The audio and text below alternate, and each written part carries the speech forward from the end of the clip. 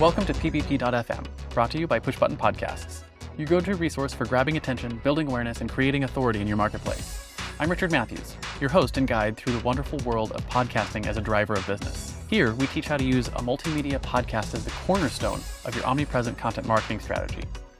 Whether you're an entrepreneur, podcaster, expert, or thought leader, you'll discover creative ways to leverage your digital content. From blogs to video, from YouTube to TikTok, and everything in between. I'll show you how to stand out from the noise so you can directly connect with potential customers, build strategic partnerships, and drive leads into your business. Get ready for actionable tips and tangible takeaways on improving your digital presence across the board. With that, let's dive into this week's episode of PBP.FM.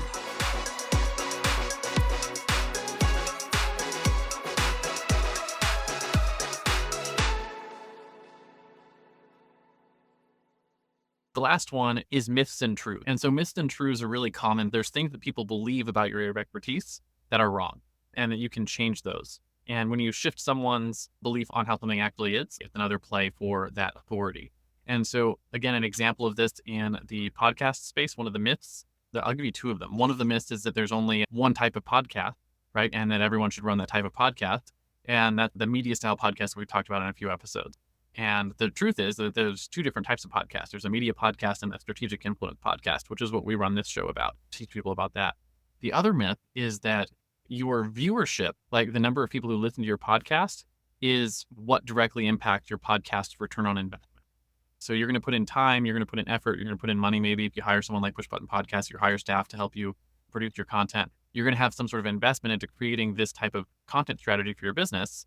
The myth is whatever that strategy is, right? Whatever that investment is, the ROI comes from having a high listenership, having a high number of viewers. And that's actually not true. The reality is for a strategic influence podcast, the ROI comes from the different types of leverage that we talked about in the first episode, right? The time leverage in your business where you can have content coming out regularly with just a little bit of time input. It's going to have the ROI in terms of the high value prospecting, high value referral partnerships that allows you to directly close sales off of the efforts from your podcast.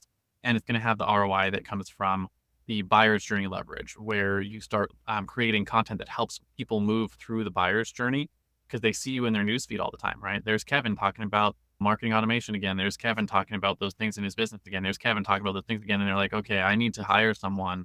They're 2 years down the road in their business when they need to hire someone. And they're like, hey, the person that I know that does this, that I trust, that I've learned from already is Kevin.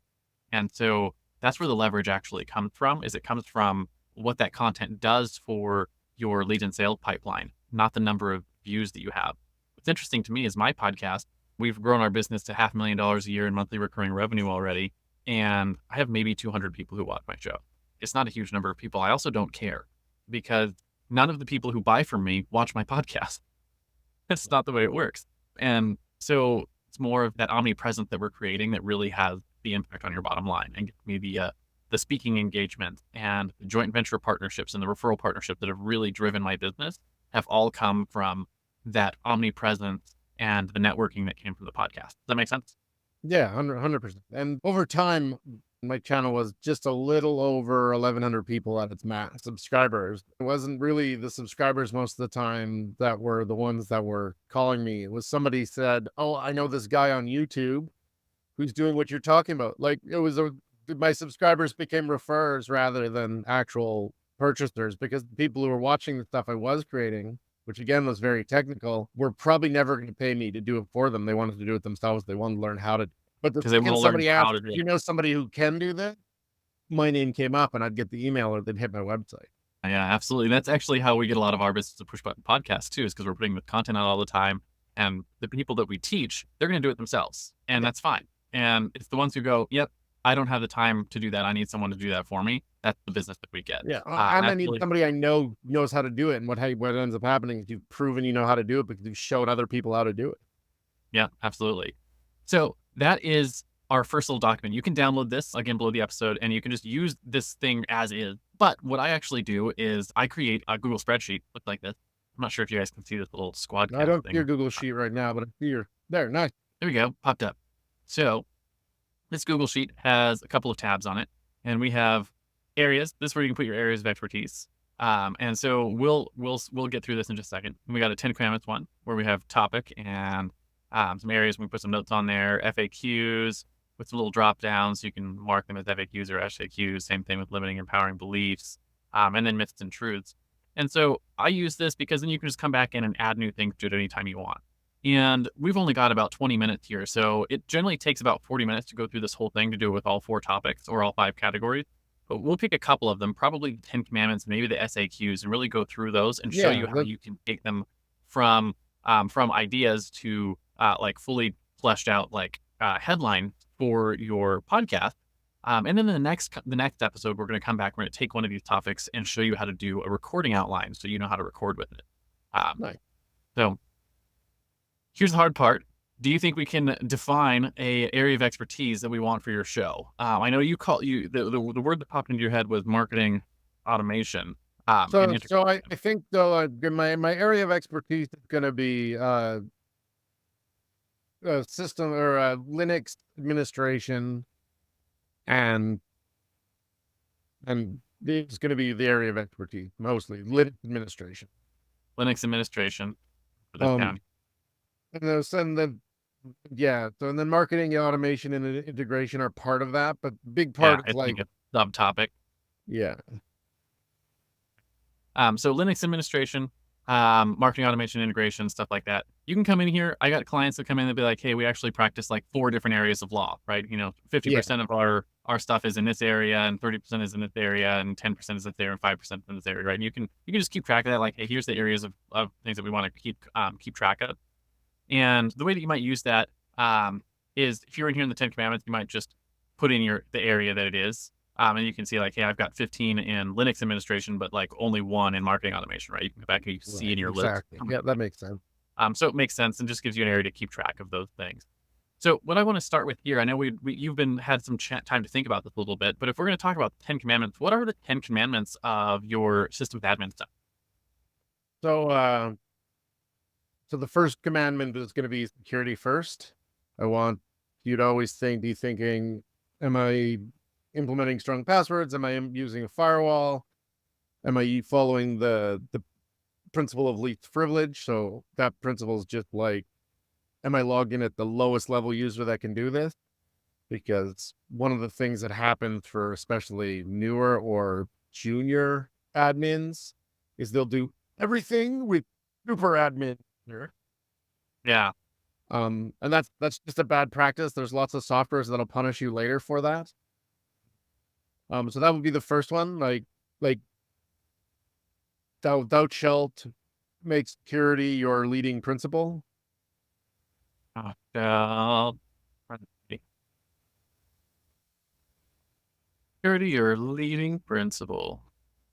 And then I'd follow that probably by uh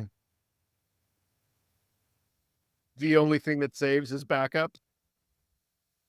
But Help. backup Always regularly or have a have backup plan. backup. So she'll always have No, backup. thou shalt always make backups. Exactly. That should help. Always. There you go. Make backup. And you'll see how we turn these into more fun things with GPT. So, let's just get the ideas out here, and then Yeah. we can continue to, but so Mm, security first. yeah. Thou, so this falls in security, but I would say it separately. Thou shalt never share users. So no 2 people should be logging in at the same user. That is true. Like that. Um, I always hate it when software systems don't allow me the option to have users on my account. That like really bothers me. So like, yeah, for sure. Um, that shall actually perform a disaster recovery in a test environment. So that comes back to the thou shalt make backups. Thou shalt actually make sure your backups are backup. at the recovery in a environment. Man, that's the kind of thing that like people don't even think about that. You test you test your backup, or you just have backups, and you never actually look to see if they're good. Then So you don't have so actually the anybody back. who's done any amount of administration for any length of time has especially if you're in my age of administrators, ha- put the tape back in the tape drive and went to restore and discovered the tape was corrupt. It might have been corrupt for the last 17 backup to it. And you're like, oh, phooey. I don't have Tuesday. Please have Monday. What else do you have on here? Um, uh, when possible, use encryption and keys versus passwords. Uh, these days, I would say isolate services using containers. Um, I don't even know what that means. Now we've gotten so over my head. yeah, and that's going to happen on this podcast if you aren't actually technical. Yeah. And that thou shall confirm that you have the newest version of update. Um, there's so many caveats with that one that it's hard to feel like, but yeah. We'll cover caveat.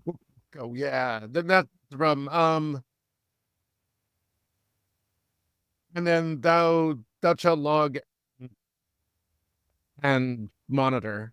So like anytime you can set up something to watch your server and make sure it's running, or anytime you can create logs, those will that between that and backups will allow you to recover from that bad day. And anybody who's ever done internet stuff has had a bad day, even the giant. Hmm. Um, Hello. What did you say about least privilege? That follow the principle of least privilege. yeah, follow the least privilege. So that's just make sure. Yeah, exactly.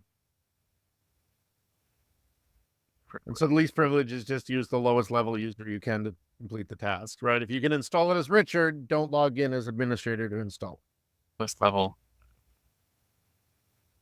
it. And one of the reasons that people, especially if you're doing web server stuff, if you're doing web type application, what'll happen is people set up their recurring tasks on their administration as super user, Yeah. and then it works fine until it doesn't.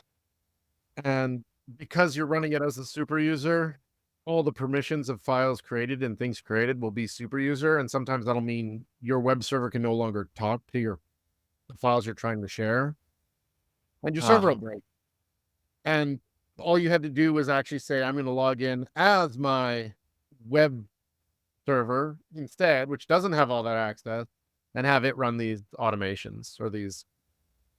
Are you ready to amplify your influence and stand out from the noise? Join Richard Matthews on pbp.fm as he explores the power of podcasting, social media, and strategic content to boost your reach. You'll discover the latest trends in video, audio, and influencer marketing, plus unlock insider tips to create binge-worthy content spotlighting you as a leader. With upbeat energy and clear, empowering advice, Richard guides publishers, experts, and entrepreneurs on starting a podcast, improving social strategy, and connecting with your perfect audience. Visit pbp.fm and book a podcast strategy session to start spreading your message today.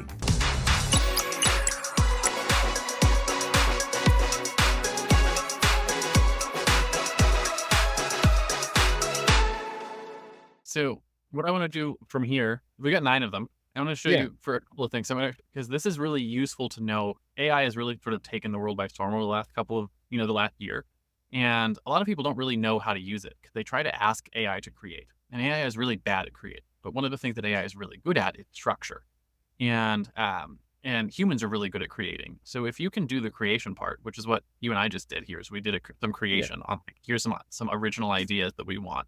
We can then go into ChatGPT and help them have it feed it data, feed it the creativity so that it can just take that and turn it into more useful things.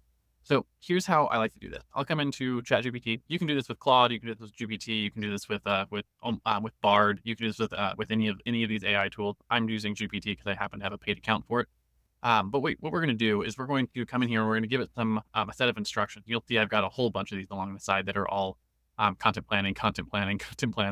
But we do this a lot. And so we're going to say we are creating a podcast about spelled Linux wrong. Linux, can't spell Linux apparently. Linux, administration, administration. And our first series content will be 10 commandments.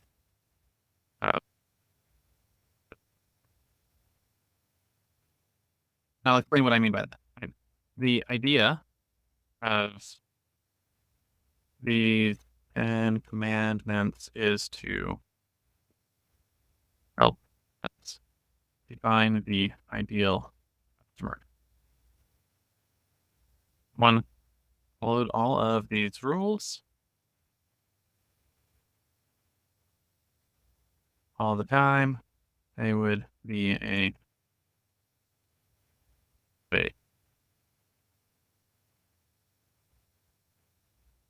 Here are our ideas, where we've defined for it a couple of things. We've defined for it what we're doing, right? We're doing a podcast, so that's going to give it some context. And this is a series we're doing, and sort of what we're trying to accomplish from it. And here's some of our ideas that we have, and we have 9 of them. And so we're going to say, can you help turn the ideas into engaging podcast headline? Then help us add a few more.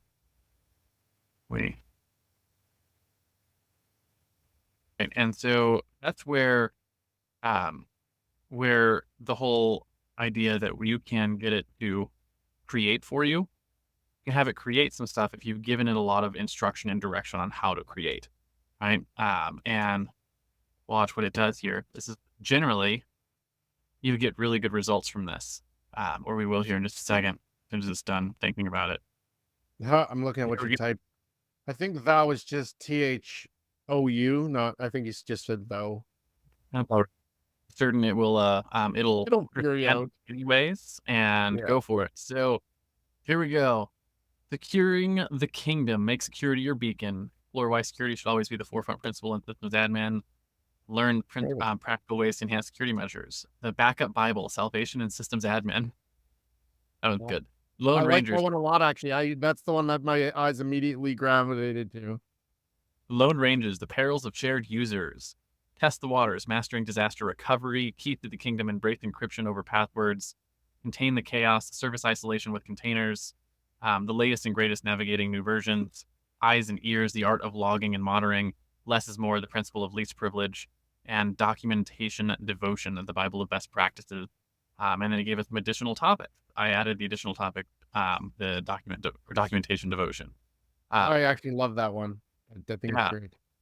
So then what I'll do is we'll just come back over here and just copy and paste these in here, and maybe take their notes that they gave us and stick them into the note. And I'm not going to take time to copy and paste all this here and just have our podcast listeners watch me copy and paste them, but we can do that afterwards. Perfect. That's the idea, right? You come in here and we do those. So let's do the same thing and get into the should ask questions, because should ask questions, I think, tend to be difficult, right? And people have a hard time with them. So if you were thinking about questions you wish your clients would ask you, right? Wish that they would think about ahead of time, right? What are those sort of questions? So why do we spend, do you think, like, often I'll get asked, like, later on, to be, why are you spending so much time on logging and monitoring? So they should really ask, like, what does logging and monitoring mean for me later? And because this is something that's oblique or transparent and easily skippable. I think in the commandments we got Covered why some shouldn't of we them. why shouldn't we share users? Or why shouldn't I install everything as root? So root should just your super administrator, your highest administration user. So that's a frequently asked question sometimes, but not normally. It's much later. You should really be asking why I shouldn't do this, Because what happens is you'll discover it's easy to do. And then you'll be like, I don't understand the difference between giving myself these privileges and just using that user. And it does, there is a difference. Actually don't know. Why shouldn't you do everything as the admin? What are some other ones that you can think of, like the things that you wish people would ask you and they don't because they just don't know how to do systems admin?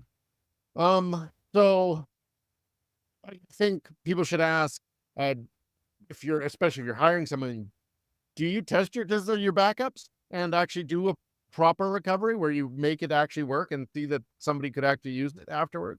And even if you don't do it live, you just do it in a test environment. How do you store your backups in more than one place? People should ask that question. Especially of another person doing it for you. Yeah. So like in the podcasting world, like do you transcribe this manually or does it just go through an AI? Oh no, Yeah. somebody actually takes a look at the transcription here, right? We do both. People don't think about that because they think, oh, they're transcribing, and that's the end of the questions in their head. Do you transcribe is the question, and the question is, did somebody actually look at what was done by the automated because the robot makes a lot of mistakes. Did you actually check it over? Yeah, and it does, and I mean, it makes silly mistakes. It makes the kind of mistake people smile at, but it's better to have it accurate. Yeah. I think you should ask about what the major resources of the software is. Most of the time, people don't ask what resource is the primary concern with this specific software. So talking about one of the softwares that I've done a lot of tutorials on, Modit, it is very processor intensive, but it's not really hard drive intensive. Where something like WordPress will quite frequently be very hard drive intensive and network intensive, but not very processor intensive. Again, it's dependent on a bunch of factors, obviously. So I'm going to show you again. From here, we've only got like 6 of these, Yeah. but GPT will actually do a really good job with that. So, because I'm worried about our robot overlords, I always say thank you. So I keep them to be polite, approve. right? You approve. I also sometimes worry about our robot overlord, even though I'm not certain that they're overlords yet. Well, Oh yeah, I know they're not doing everything yet, but when they do eventually, I want to make sure they were like, that guy was always nice to me. What? But our next series will be the should questions. And actually, we should ask questions of men. And these are the questions that we wish someone asked before they hire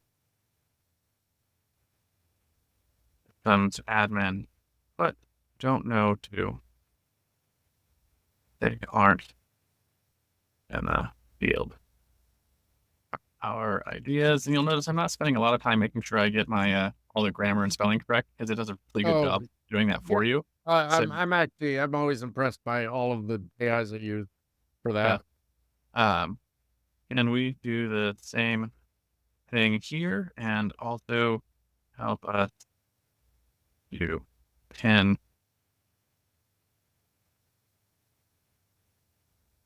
and it should do basically the same work here and give some really good headlines, right? So beyond the logs, how monitoring shapes the future, your future business, the user conundrum, the hidden risks of sharing accounts, admin boundaries, why not everything should be done as an admin, backup trials, testing backups and recoveries. And the thing I want you to notice as we're doing this is we fed it questions, right? Questions were just it's an idea generator for us. And then what those turn into is they turn into different ways to approach topic that we can talk about, right? And so you're not necessarily going to create a podcast episode that's titled, Why Shouldn't We Share Users, right? You're probably going to create one that's like the user conundrum, the hidden risks of sharing accounts, right? And go through what those hidden risks are. So that gives you a really good idea. And so we went through all of these: dual safeguards, storing backups in more than one place, software diagnostics, understanding resource intensiveness, compliance checklist. Here's some of their additional ideas. Are we meeting industry standards? Invasion insights. This is actually probably really important for some industries like medical and legal and whatnot. Um, Yeah. how do you handle security breaches? That one's probably a good one too. We get hacked all the time, or used to, on WordPress.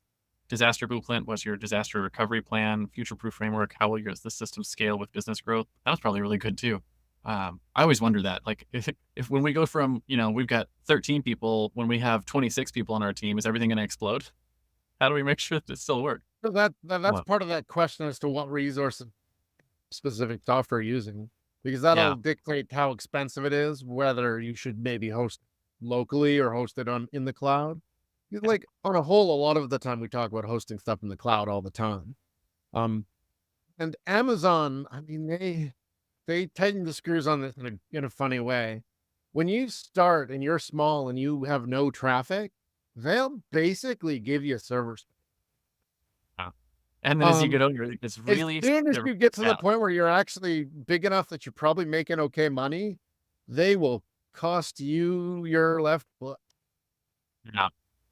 So what I want to show you here, though, is at this point, it's just replicating that work, right? We just come back through and Yeah. we do the 10 commandments. We do the frequently asked questions, the should ask questions. We come in and we start doing the limiting empowering beliefs. We write out some myths and truths. We just go over and turn those into like actual headlines that we can use. And then you can always adjust them and change them and put the notes in and go through them. Your goal is when you're done, you have at least 50 topics that you have for your podcast. And so Oh, I'm gonna see if I can stop the screen share here, and yeah. just move over. But do you see how that process doesn't have to be either daunting or time consuming? We did about half of it in 20 minutes, right? Yeah, no, I Another actually, I think once you showed me the process the first time, I was like, you know what? They got a brilliant way to do this. I liked watching you actually do it with ChatGPT. I have one question that I think is going to come up if you're watching this, especially if you're thinking about starting a podcast. So for me, I have been connecting with people via LinkedIn within this space for a long time. And I have lots of friends and I've worked with people. And I've booked about 6 people to come do an interview or a conversation style podcast. That's a different person each time, right? Do I talk about the subjects from this? So like, how would you split it up where it's like it's me and my recording so buddy and me and a guest, or me and my so what I recording buddy do and a guest? is I'll look at a couple of things. I always recommend, if you're going to be doing guest interviews, which I always think are a good thing to do, no more than 25 to 50% of your episodes are with external guests that are, because you're going to be featuring their expertise and their thoughts on their stuff. And you want to make sure your podcast is getting out your expertise and your thoughts as well. So as long as you're doing that, like I said, at least 50% of your stuff is your content and the other 50% could be guest kind of stuff. When you're talking about these guest things, you can use these topics as, fodder for conversation, and you can go back and forth. But generally, when you bring someone on as an expert, like if you brought me onto your show and we were talking about marketing automation for podcasts or something, you would probably have a topic that was specific to like that person's area of Right, expertise. right. And that's what I was Uh, already thinking, like what a guy could probably do, because yeah, I hadn't thought about in a fully fleshed out way. Send them the 10 Commandments and ask them if there's one that resonated with really them. sticks out to you, right? And Yeah, so what that does is it extends your content calendar. Anytime you have a guest on, you can be like, hey, these are the kind of things that we talk about on our show, right? What do these resonate with you? And you can bring them in and you can get their views and their expertise and have that conversation. And so one of the tabs that I'll a lot of times have on here, which I don't have on this example one, is I'll put another tab on the sheet that are like, here are like my guest ideas, right? And I might put together like a Dream 100 of guests that I want to have on, or right. people that So the check other out. thing I was thinking, and maybe I'll try to put this together. If you're having a guest, maybe send them the frequently asked questions, the 10 Commandments, and say, what are the should ask questions you think of immediately when you look at it? And it puts you in a position where they're going to talk about the things that matter to your audience. Because obviously, if people have subscribed, that's going to be their thing. And what you're doing is already their thing. And you get really cool thoughts that you never had with the should ask questions. You can be like, oh, that's a great question. And you can Yeah, discuss it. absolutely.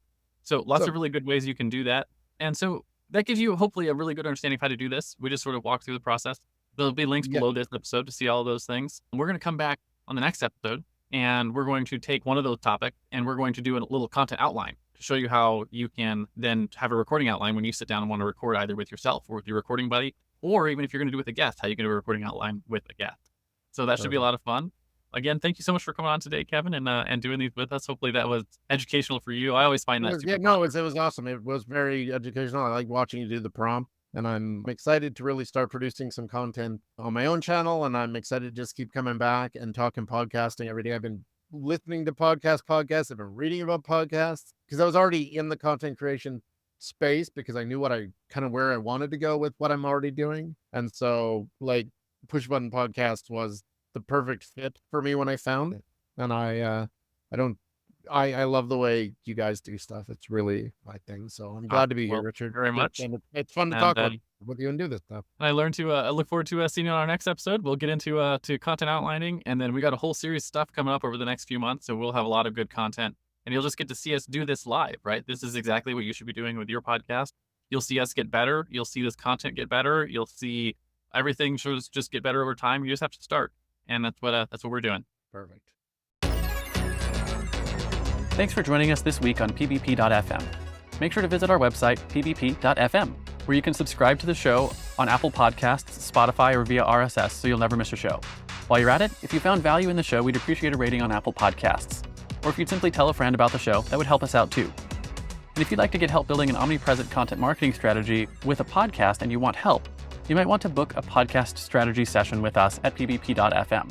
Just click the Book a Strategy Session button and book a time on our calendar. We look forward to speaking with you. And be sure to tune in next week for our next episode.